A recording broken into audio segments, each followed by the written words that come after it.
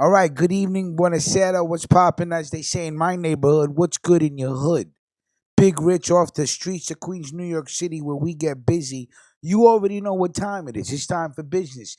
Gentlemen, wipe your feet on the rug, throw some smoke in the atmosphere. Let me tell you something right now. This Bobby Bannon that I got, it's delicious. Hold on.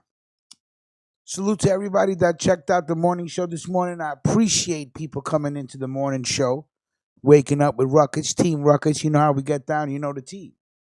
Got a good story for you guys tonight. Before we get started, let us give the people that we need to give props to. First of all, salute to Dominic and the whole team at Justice Tech Pros. Tonight's show is sponsored by him and his team. And again, a special thank you to Dominic for that quick insight on how to claim your URL so you could protect your channel. Therefore, if you wish to type in youtube.com// Ruckus Radio Podcast, bow, it takes you right to the business. All right, let's get down to it. Another great story, of course. Since we're still in December and everything, Irishman. And next week we're gonna start talking about shit that's related to this, Godfather of Harlem series with Forrest Whitaker and Vincent D'Onofrio. Am I saying it right? Vincent D'Onofrio, whatever. The kingpin from Daredevil on Netflix. And even though the show is not historically correct, we will be talking about the characters in the show. So let's just still stay. Let's stay on the vibe of the Irishman, and let's talk about Angelo Bruno. All right, let's get down to business. First of all, it's about two articles we're going to cover here. The first one is covered by Keith Mann, and the second one is covered by Paul Farrell. Salute to these guys. They write for heavy.com. Angelo Bruno, 5 facts you need to know. Let's get busy. Now, we got a bunch of slides here. Don't worry about different people, but I'll tell you who they are as they come onto the screen, all right? Angelo Bruno, I think the guy on the screen right now is supposedly the hitman, but we'll get to that, allegedly, that killed Angelo Bruno. Angelo Bruno was a Philadelphia mob boss and one of the most notorious mobsters in American history. He is portrayed by Harvey Keitel in Martin Scorsese's The Irishman, which will be available to stream on Netflix. The Irishman follows the life of mobman hitman Frank the Irishman Sheeran as he climbs the ranks from truck driver to hitman for Russell Buffalino and his Pennsylvania crime family. In Sheeran's deathbed confessions published in the book I Heard You Paint Houses, Frank the Irishman Sheeran and Closing the Case on Jimmy Hoffa by Charles Brandt, Sheeran claimed to have carried out the hit or two for Bruno. In the book, Sheeran recalls the first hit he carried out for Bruno where the mob boss told him, "You gotta do what you gotta do. You didn't have to go down the street and enroll in some courses at the University of Pennsylvania to know what he meant. It was like when an officer would tell you to take a couple of German prisoners back behind the line for you to hurry back. You did what you had to do," Sheeran said. Bruno was born Angelo Annaloro in Sicily, Italy in 1910. He later changed his last name to Bruno as an homage to the Philadelphia mobster Joe Bruno Dovi. He became involved in the criminal underworld in Philadelphia as a child and gradually rose through the ranks. In 1959, Dovi passed away and a number of other high-ranking mob bosses were arrested, leaving Bruno in charge of the Philadelphia crime family. Bruno brought a business mindset to the mob and transformed the operation in Philadelphia into a highly profitable, more professional enterprise. He reigned over the city until March 12, 1980, when the 69-year-old Bruno was shot in the head while sitting in a car outside his South Philadelphia home. Bruno was so famous at the time that citizens lined up the streets to catch a glimpse of the deceased mobster. He was survived by his wife, Sue, and 2 children. Here's what you need to know. 1. He was known as the Gentle Don. Angelo Bruno had a reputation for using his cunning and business skills to get what he wanted rather than relying on violence. His skill for reconciling disputes in a professional manner made the Philadelphia rackets much more profitable. His approach to organized crime earned him the nickname the Gentle Don. He instituted order throughout the Philly mob, increased their power and influence, and connected his operation to more established families in New York City and New Jersey through La Cosa Nostra. Rather than killing everybody in his way, he made friends with politicians, power brokers, and local cops that traded bribes and favors in order to get what he wanted. Bruno also owned several legitimate businesses that he ran alongside his criminal enterprise. Number two, he was a suspect in the assassination of JFK. Bruno was a major suspect for the assassination of John F. Kennedy in 1963. He was arrested and brought in for questioning on federal conspiracy charges. The East Coast mob families were furious at Kennedy for leading the relentless pursuit of their criminal enterprises. The FBI at the time had penetrated the crime families and was wiretapping conversations between La Cosa Nostra figures. They had transcripts of phone conversations where Bruno mentioned wanting to have the president killed. With Kennedy, a guy should take a knife. Somebody should kill the fuck. I mean it, honest to God, right in the White House, unquote. Bruno said in a May 1963 phone conversation, somebody got to get rid of this motherfucker. The mob had a motive, but the FBI couldn't find any evidence connecting them to the crime. Number three, he may have been involved in the disappearance of Jimmy Hoffa. Angelo Bruno was never mentioned by Sheeran in his deathbed confession or by anybody else when it comes to the disappearance of Jimmy Hoffa, but it's possible that he was involved. Hoffa worked closely with the Philadelphia mob boss for years and eventually became the president of the International Brotherhood of Teamsters. He was good friends with Bruno and upstate Pennsylvania godfather Russell Buffalino, who introduced him to Sheeran. In 1964, Hoffa was tried and found guilty for bribing a juror in one of his criminal cases. He was later found guilty in a separate fraud case as well. He tried and failed to appeal the cases and finally reported to the Federal Correction Institution in Lewisburg, Pennsylvania on March 7, 1967. President Nixon commuted his 13-year sentence to time served on December 23, 1971, thanks to some alleged bribes and promises that the International Brotherhood of Teamsters would throw their support behind his candidacy.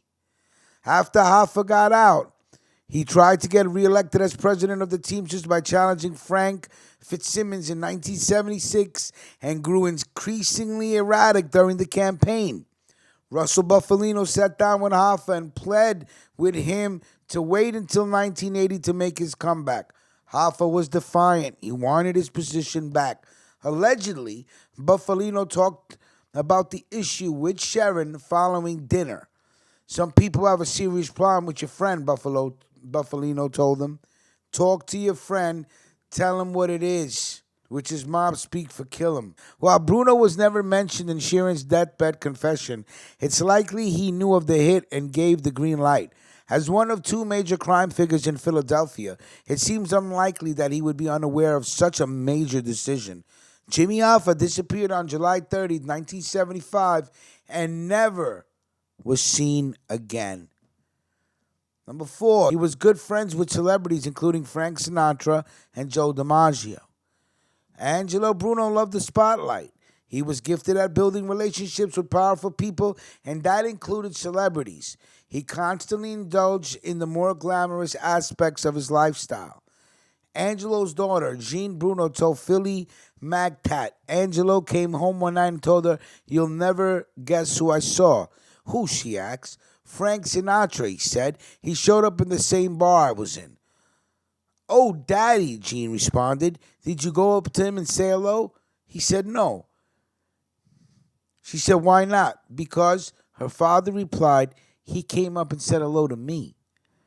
Jean Bruno also told another story of how she once saw her mother trying on expensive jewels. When she asked where they came from, Sue Bruno said that they were Marilyn Monroe's. Apparently, Joe DiMaggio was depressed over the blonde actress and had given jewels to his close friend Angelo Bruno. She later met Joe DiMaggio at the Old Brian Hotel in Atlantic City. Number five, he helped build Atlantic City and refused to participate in the drug trade. In 1976, New Jersey legalized gambling, and Angelo Bruno saw the business opportunity of a lifetime. He used his connections with several steel companies in Pittsburgh to profit off the constructions of the casinos. Bruno was a major contributor to the building and operation of the casinos, which elevated the power and reputation of the Philadelphia family to new heights and made him rich. During this time, Bruno refused to take part in the lucrative narcotics racket that had been making his New Jersey and New York counterparts a lot of money. His younger captains and soldiers became angry and resentful of his orders, which they saw as unfair, especially as Bruno was getting rich off the casinos. Yeah, shit like that will get you killed if you're a boss. If your soldiers ain't eating and you are, well, let me tell you what a hungry stomach causes people to do. Anything. His crew even got angrier with him when New Jersey changed their gambling laws, forcing Bruno to pull back and declare them open territory. He lost a significant amount of power and influence and appeared vulnerable. A litany of legal issues for Bruno and other mobsters caused tensions in the Philadelphia Mafia to reach an all-time high. Bruno's consigliere, Anthony Caponigro, conspired with the heads of the New York and New Jersey families to order and carry out the hit on Bruno. Bruno's murder created a power vacuum and started the most violent gang war Philadelphia has ever seen. Now, who killed Angelo Bruno? This part is written by Paul Farrell. Angelo Bruno was the boss of the Philadelphia crime family during the 1960s and 70s. He was shot dead in March 1980. Anthony Caponigro, aka Tony Bananas, is thought to have pulled the trigger. Caponigro had been Bruno's consigliere. Bruno was killed by a single shotgun blast to the back of the head as he sat in his car outside of his home. His driver, John Stanta, was also wounded in the attack. There's debate about whether or not Bruno's driver, John Stafford, was involved in the shooting. An expert via the New York Daily News from Ralph Natal, Bruno's right-hand man's book, Last Dawn, Standing, The Secret Life of Mob Boss Ralph Natal, described the shooting in detail. Bruno had just returned home when Caponigro emerged from the darkness and put the barrel against Bruno's right ear. So came the violent end to the docile Don, longtime padrone of the Philadelphia La Cosa Nostra. However, an October 2016 Penn Live feature says that it was Bruno's driver, John Stanta, who pulled the trigger on Bruno.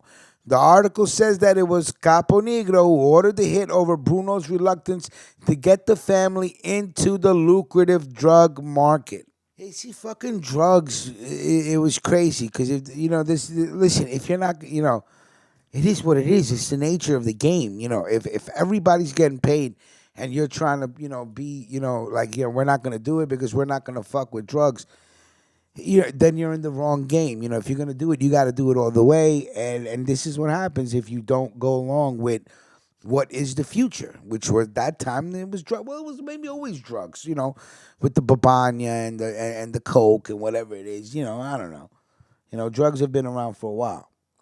Capo Negro is thought to have had designs on taking over the leadership of the family from Bruno, then 69. Shortly after Bruno's death, Capo Negro was killed by Joe Mad Dog Sullivan in the South Bronx in a hit ordered by the Mafia Commission. The group was thought to have orchestrated Bruno's death with the okay of the commission. According to the Smithsonian, Capo Negro had $300 stuffed in his mouth and anus in order to symbolize greed. According to Ralph Natali's book, Capo Negro had conspired with fellow mobster Frank Sindone for the hit. I say great fucking article. That's what I say. All right? Salute. You already know the team. Mob Stories 2, you know how we do. Team Ruckus, check out the morning show. We will still be on this platform on Friday. We are slowly making our move. Salute to everybody, man. Let me know what you're smoking. Put it up in the, throw it up in the room. I hope my man Raccoon got some trees. I got to make a list of people that always Check the stories. Always comment. Always like. Share it with your friends. Bring your crew into our crew. We're a really good family. We're growing. It's not just about one people. We're all peoples. You understand what I'm saying? We're all crew. So salute, buongiorno. Have a good evening. I'll talk to you guys tomorrow. Right? Mob Story Season 2. You know the platform, Ruckus Radio, Big Rich. You know how we get down. Salute.